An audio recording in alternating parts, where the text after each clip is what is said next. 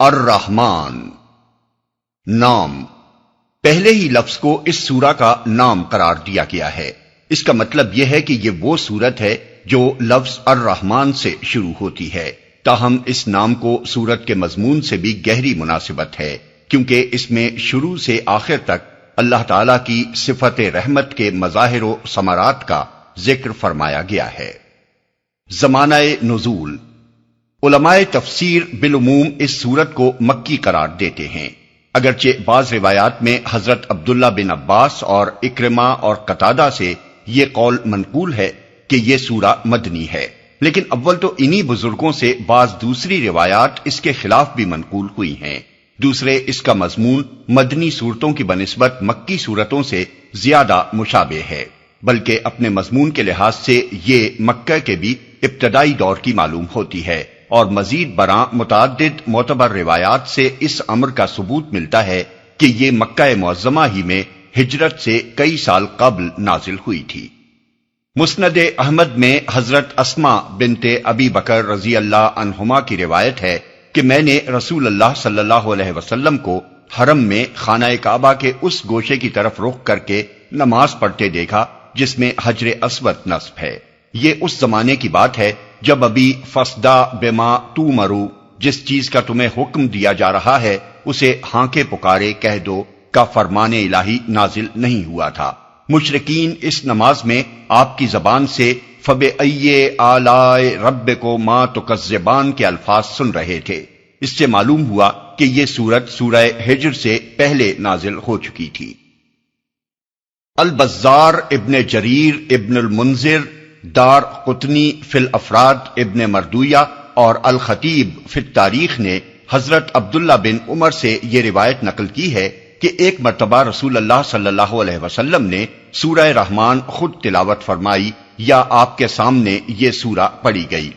پھر آپ نے لوگوں سے فرمایا کہ کیا وجہ ہے کہ میں تم سے ویسا اچھا جواب نہیں سن رہا ہوں جیسا جنوں نے اپنے رب کو دیا تھا۔ لوگوں نے عرض کیا کہ وہ کیا جواب تھا؟ آپ نے فرمایا، جب میں اللہ تعالیٰ کا ارشاد فَبِأَيِّ آلَاءِ رَبِّكُمَا تُكَذِّبَانِ پڑھتا تو جن اس کے جواب میں کہتے جاتے تھے کہ لا بِشَيْءٍ مِّن نِعْمَتِ رَبِّنَا نُكَذِّبُ، ہم اپنے رب کی کسی نعمت کو نہیں جھٹلاتے۔ اسی سے ملتا جلتا مضمون ترمذی، حاکم، حافظ ابو بکر بزار نے حضرت جابر بن عبداللہ سے نقل کیا ہے۔ ان کی روایت میں یہ الفاظ ہیں کہ جب لوگ سورہ رحمان کو سن کر خاموش رہے تو حضور نے فرمایا کہ یعنی میں نے یہ سورہ اس رات جنوں کو سنائی تھی جس میں وہ قرآن سننے کے لیے جمع ہوئے تھے، وہ اس کا جواب تم سے بہتر دے رہے تھے۔ جب میں اللہ تعالیٰ کے اس ارشاد پر پہنچتا تھا کہ اے جن و انس، تم اپنے رب کی کن کن نعمتوں کو جھٹلاؤ گے، تو وہ اس کے جواب میں کہتے تھے کہ اے ہمارے پروردگار، ہم تیری کسی نعمت کو نہیں جھٹلاتے، حمد تیرے ہی لیے ہے۔ اس روایت سے معلوم ہوا کہ سورہ احقاف آیات 29 سے 32 میں رسول اللہ صلی اللہ علیہ وسلم کی زبان مبارک سے جنوں کے قرآن سننے کا جو واقعہ بیان کیا گیا ہے، اس موقع پر حضور نماز میں سورہ رحمان کی تلاوت فرما رہے تھے۔ یہ 10 نبوی کا واقعہ ہے جب آپ سفر طائف سے واپسی پر نخلا میں کچھ مدت ٹھہرے تھے۔ اگرچہ بعض دوسری روایات میں یہ بیان کیا گیا ہے کہ اس موقع پر رسول اللہ صلی اللہ علیہ وسلم کو یہ معلوم نہ تھا کہ جن آپ سے قرآن سن رہے ہیں، بلکہ بعد میں اللہ تعالیٰ نے آپ کو یہ خبر دی کہ وہ آپ کی تلاوت سن رہے تھے۔ لیکن یہ بات بعید از قیاس نہیں ہے کہ جس طرح اللہ تعالیٰ نے حضور کو جنوں کی سماعت قرآن پر مطلع فرمایا تھا، اسی طرح اللہ تعالیٰ ہی نے آپ کو یہ اطلاع بھی دے دی ہو کہ سورہ رحمان سنتے وقت وہ اس کا کیا جواب دیتے جا رہے تھے۔ ان روایات سے تو صرف اسی قدر معلوم ہوتا ہے کہ سورہ رحمان سورہ ہجر اور سورہ احقاف سے پہلے نازل ہو چکی تھی۔ اس کے بعد ایک اور روایت ہمارے سامنے آتی ہے جس سے پتہ چلتا ہے کہ یہ مکہ معظمہ کے ابتدائی دور کی نازل شدہ سورتوں میں سے ہے۔ ابن اسحاق حضرت عروہ بن زبیر سے یہ واقعہ نقل کرتے ہیں کہ ایک روز صحابہ کرام نے آپس میں کہا کہ قریش نے کبھی کسی کو علانیہ بآواز بلند قرآن پڑھتے نہیں سنا ہے، ہم میں کون ہے جو ایک دفعہ ان کو یہ کلام پاک سنا ڈالے؟ حضرت عبداللہ بن مسعود نے کہا میں یہ کام کرتا ہوں۔ صحابہ نے کہا ہمیں ڈر ہے کہ وہ تم پر زیادتی کریں گے، ہمارے خیال میں کسی ایسے شخص کو یہ کام کرنا چاہیے جس کا خاندان زبردست ہو، تاکہ اگر قریش کے لوگ اس پر دست درازی کریں تو اس کے خاندان والے اس کی حمایت پر اٹھ کھڑے ہوں۔ حضرت عبداللہ نے فرمایا، مجھے یہ کام کر ڈالنے دو، میرا محافظ اللہ ہے۔ پھر وہ دن چڑھے حرم میں پہنچے، جبکہ قریش کے سردار وہاں اپنی اپنی مجلسوں میں بیٹھے تھے۔ حضرت عبداللہ نے مقام ابراہیم پر پہنچ کر پورے زور سے سورہ رحمان کی تلاوت شروع کر دی۔ قریش کے لوگ پہلے تو سوچتے رہے کہ عبداللہ کیا کہہ رہے ہیں، پھر جب انہیں پتا چلا کہ یہ وہ کلام ہے جسے محمد صلی اللہ علیہ وسلم خدا کے کلام کی حیثیت سے پیش کرتے ہیں، تو وہ ان پر ٹوٹ پڑے اور ان کے منہ پر تھپڑ مارنے لگے، مگر حضرت عبداللہ نے پرواہ نہ کی، پٹتے جاتے تھے اور پڑھتے جاتے تھے جب تک ان کے دم میں دم رہا۔ قرآن سنائے چلے گئے۔ آخر کار جب وہ اپنا سوجا ہوا منہ لے کر پلٹے تو ساتھیوں نے کہا، ہمیں اسی چیز کا ڈر تھا۔ انہوں نے جواب دیا کہ آج سے بڑھ کر یہ خدا کے دشمن میرے لیے کبھی ہلکے نہ تھے، تم کہو تو کل پھر انہیں قرآن سناؤں۔ سب نے کہا، بس اتنا ہی کافی ہے، جو کچھ وہ نہیں سننا چاہتے تھے وہ تم نے انہیں سنا دیا۔ موضوع اور مضمون۔ قرآن مجید کی یہ ایک ہی صورت ہے جس میں انسان کے ساتھ زمین کی دوسری با اختیار مخلوق جنوں کو بھی براہ راست خطاب کیا گیا ہے، اور دونوں کو اللہ تعالیٰ کی قدرت کے کمالات، اس کے بے حد و حساب احسانات، اس کے مقابلے میں ان کی عاجزی و بے بسی، اور اس کے حضور ان کی جواب دہی کا احساس دلا کر اس کی نافرمانی کے انجام بد سے ڈرایا گیا ہے، اور فرما برداری کے بہترین نتائج سے آگاہ کیا گیا ہے۔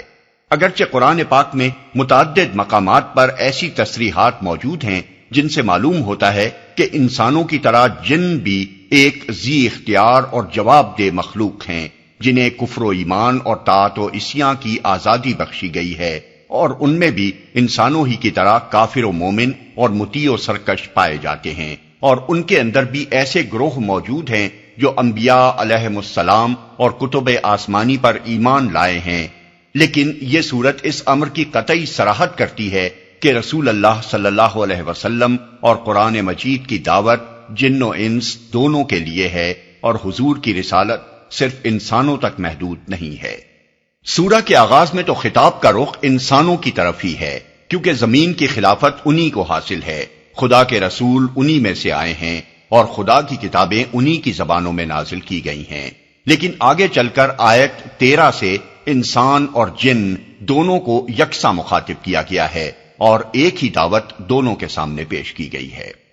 سورت کے مضامین چھوٹے چھوٹے فقروں میں ایک خاص ترتیب سے ارشاد ہوئے ہیں۔ آیت 1 سے 4 تک یہ مضمون بیان فرمایا گیا ہے کہ اس قرآن کی تعلیم اللہ تعالی کی طرف سے ہے، اور یہ عین اس کی رحمت کا تقاضا ہے کہ وہ اس تعلیم سے نوع انسانی کی ہدایت کا سامان کرے، کیونکہ انسان کو ایک ذی عقل و شعور مخلوق کی حیثیت سے اسی نے پیدا کیا ہے۔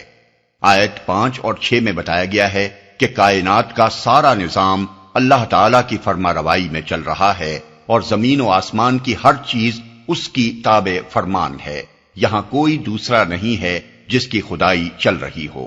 آیت 7 سے 9 میں ایک دوسری اہم حقیقت یہ بیان کی گئی ہے کہ اللہ تعالیٰ نے کائنات کے اس پورے نظام کو ٹھیک ٹھیک توازن کے ساتھ عدل پر قائم کیا ہے، اور اس نظام کی فطرت یہ چاہتی ہے کہ اس میں رہنے والے اپنے حدود اختیار میں بھی عدل ہی پر قائم ہوں اور توازن نہ بگاڑیں۔ آیت 10 سے 25 تک اللہ تعالیٰ کی قدرت کے عجائبات و کمالات بیان کرنے کے ساتھ ساتھ اس کی ان نعمتوں کی طرف اشارے کیے گئے ہیں جن سے انسان اور جن متمتع ہو رہے ہیں۔ آیت 26 سے 30 تک انسان اور جن دونوں کو یہ حقیقت یاد دلائی گئی ہے کہ اس کائنات میں ایک خدا کے سوا کوئی غیر فانی اور لازوال نہیں ہے، اور چھوٹے سے بڑے تک کوئی موجود ایسا نہیں جو اپنے وجود اور ضروریات وجود کے لیے خدا کا محتاج نہ ہو۔ زمین سے لے کر آسمانوں تک شب و روز جو کچھ بھی ہو رہا ہے اسی کی کار فرمائی سے ہو رہا ہے۔ آیت 31 سے 36 تک ان دونوں گروہوں کو خبردار کیا گیا ہے کہ ان قریب وہ وقت آنے والا ہے جب تم سے باز پرس کی جائے گی، اس باز پرس سے بچ کر تم کہیں نہیں جا سکتے، خدا کی خدائی تمہیں ہر طرف سے گھیرے ہوئے ہے۔ اس سے نکل کر بھاگ جانا تمہارے بس میں نہیں ہے۔ اگر تم اس گھمنڈ میں مبتلا ہو کہ اس سے بھاگ سکتے ہو تو بھاگ دیکھو۔ آیت 37 اور 38 میں بتایا گیا ہے کہ یہ باز پرس قیامت کے روز ہونے والی ہے۔ آیت 39 سے 45 تک ان مجرم انسانوں اور جنوں کا انجام بتایا گیا ہے جو دنیا میں اللہ تعالیٰ کی نافرمانی کرتے رہے ہیں، اور آیت 46 سے آخر سورت تک تفصیل کے ساتھ وہ انعامات بیان کیے گئے ہیں جو آخرت میں ان نیک انسانوں اور جنوں کو عطا کیے جائیں گے جنہوں نے دنیا میں خدا ترسی کی زندگی بسر کی ہے اور یہ سمجھتے ہوئے کام کیا ہے کہ ہمیں ایک روز اپنے رب کے سامنے پیش ہو کر اپنے اعمال کا حساب دینا ہے۔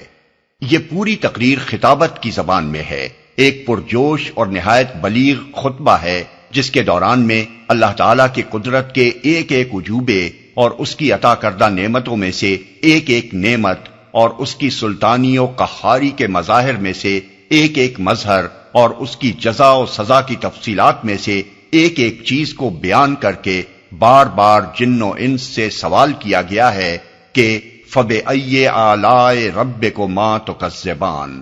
آگے چل کر ہم اس کی وضاحت کریں گے کہ آلاء ایک وسیع المانی لفظ ہے جس کو اس خطبے میں مختلف مواقع پر مختلف معنوں میں استعمال کیا گیا ہے، اور جن و انس سے یہ سوال ہر جگہ موقع و محل کے لحاظ سے اپنا ایک خاص مفہوم رکھتا ہے۔